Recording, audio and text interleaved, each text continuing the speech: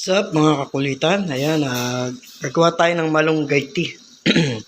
Ayan, hugasan ko muna yung malunggay. So, ayan, nakuha natin. Tapos, ibibilad natin to sa araw.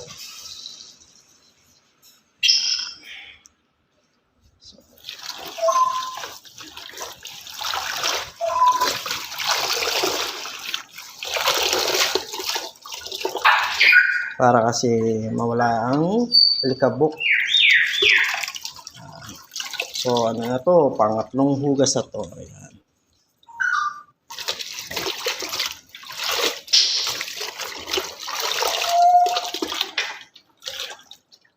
Sama yung bulaklak.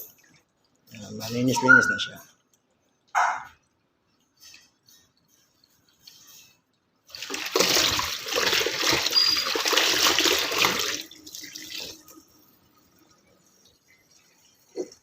So, ayan, bibilad na natin siya sa araw.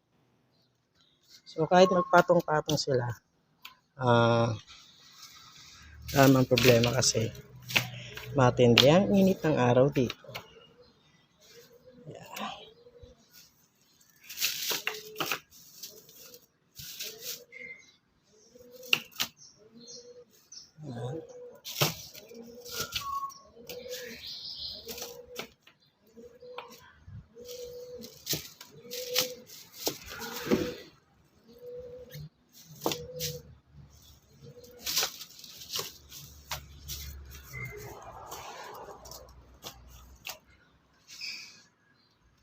Ang malunggay ay maraming benepisyo sa ating katawan.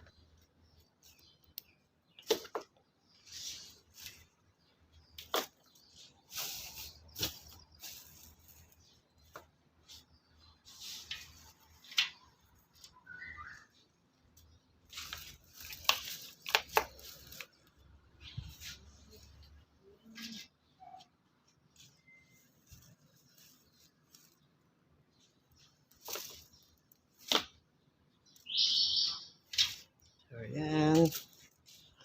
Ating malunggay. Tapos na. Yan na yung ating malunggay. Yung iba, nagda-dry na.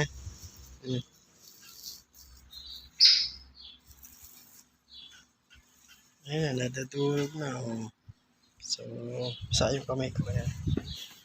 So, ayan na. Dali na siyang maano. Balik-balik na rin natin kasi yung ilalim, hindi pa siya dry. Yung ilalim, hindi pa nagda-dry. So, kailangan, natin, balik-balik na rin natin. So, mamaya uli, babalik tayo kasi katulad dyan, hindi pa siya nagda-dry. Pero ito, nagda-dry na. Yan, ha. Yan. Yan na.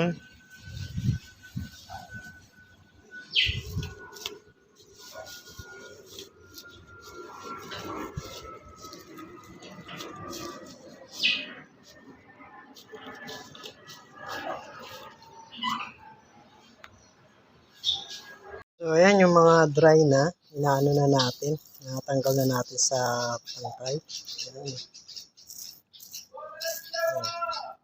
Natanggal na natin sa tangkay. Tapos, i-remove natin syempre yung tangkay. Kasi, ito patutuyin pa natin to kasi medyo fresh pa siya. Ayan o, fresh pa o. Kaya di madali matanggal. Pero kung dry na, mas madali siyang matanggal o. See?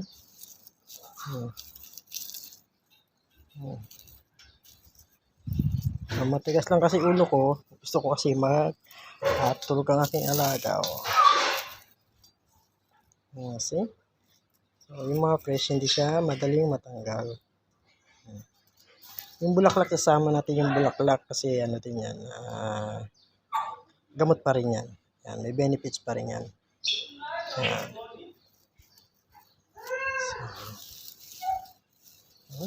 Hmm. Hmm. Hmm. So, ayan mga kakulitan, natapos natin. So, yung iba, medyo, ano pa, hindi pa siya dry. So, hindi pa natin siya i-blend. Kailangan talagang ano siya. Talagang dry na dry siya bago natin i-blend para hindi siya magpikit-pikit.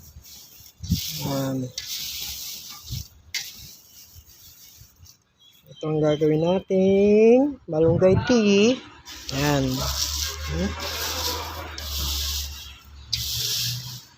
So, sinalaw ka dyan kasi yung mga pino. O, diba? Yung mga pino-pino na.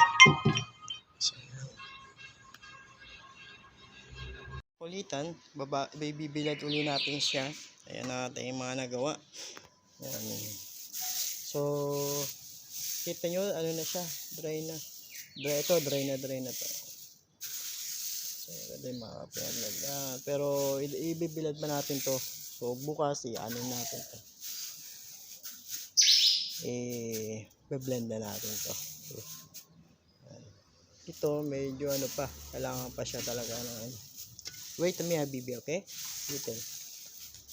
Pero ngayon, tatakpan natin siya kasi para hindi ng fleece ng mga gearbox ng ibon. Rahad, please, remove your hand. So nice. Yan.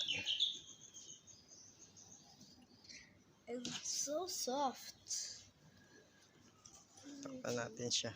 It's so soft. Para hindi maano ng ibon.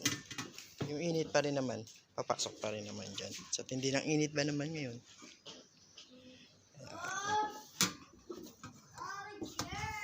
So, ayan.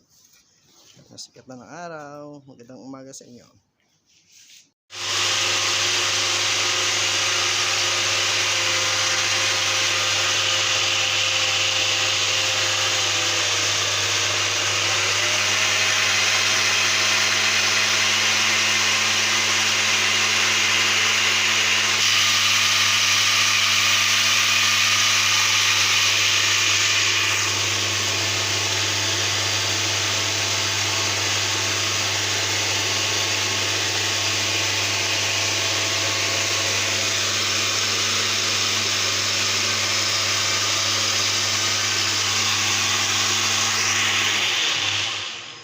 Ayan, ito na yung malunggay natin na pinatuyo.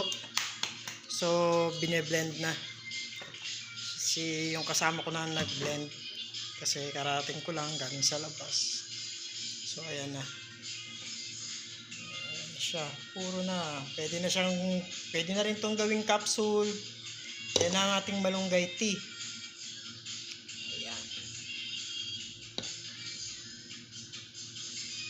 Thank you for watching. And don't forget to subscribe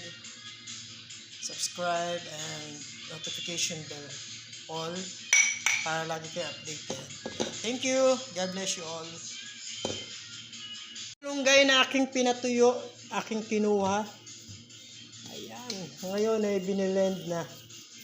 So, eto na siya. Ang malunggay tea natin. Ayan, pinong-pino na siya. Ayan, katatapos lang mag-blend.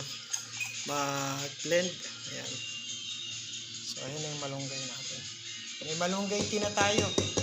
Hindi natin kailangan bumili. Tiyaga lang sa pagkuha. Ayan, dahil mainit ang panahon. Ayan. Ayan natin, i-blend na. Ayan yung kinuha ko na malunggay. Binilad sa araw ng ilang araw. 3 days to 4 days. Para talaga siya dry na dry. Ayan. So, biniblend na ng kasama ko.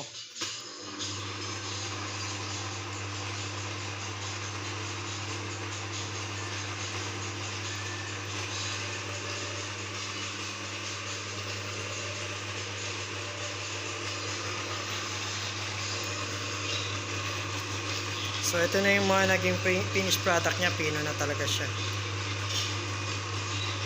Tiyagaan lang talaga. 3 to 4 days to binilad sa araw. Pero may cover siyang shella o lahap. O kahit anong basa na pang cover niya para lang hindi siya madumihan talaga. Ayan na siya. Ayan yung pinaka-finished product niya. Ang ating malunggay tea.